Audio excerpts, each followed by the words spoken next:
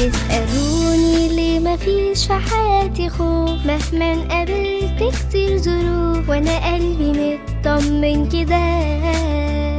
ده بيسألوني ليه انا دايما بشوش لو حتى واجهتني جيوش ازاي قوي بالشكل ده.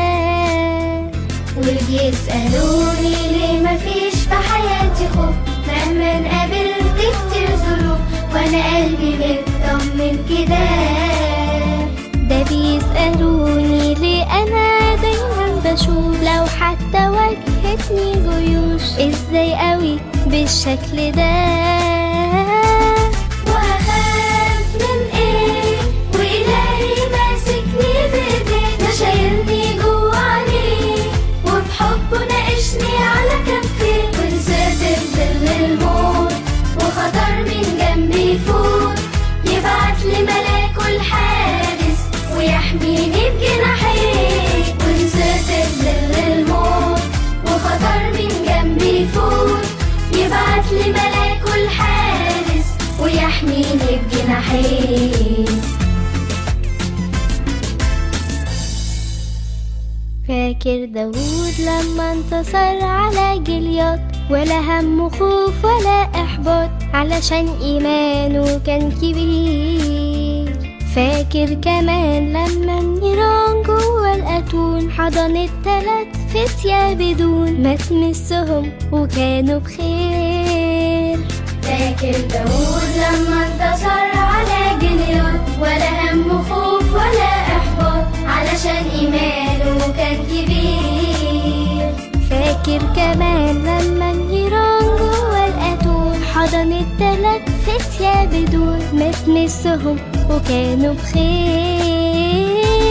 واخاف من ايه والهي ماسكني بايديه ده شايلني جوا عينيه وبحبه ناقشني على كفيه ونسيت بظل الموت وخطر من جنبي يفوت يبعتلي ملاكه الحارس ويحميني بجناحيه ونسيت بظل الموت وخطر من جنبي يفوت يبعتلي ملاكه الحارس ويحميني بجناحيه.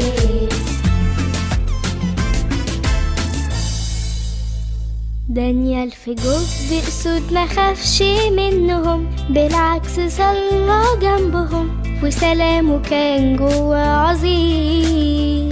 موسى قصاده بحر وجيش فرعون وراه ولا همه أصله مع إله حافظه وكان وياه رحيم. دانيال في جب أسود ما خافش منهم بالعكس صلى جنبهم وسلامه كان جوا عظيم. موسى قصاده بحر وجيش فرعون وراه ولا همه أصله مع إله حافظه وكان وياه رحيم.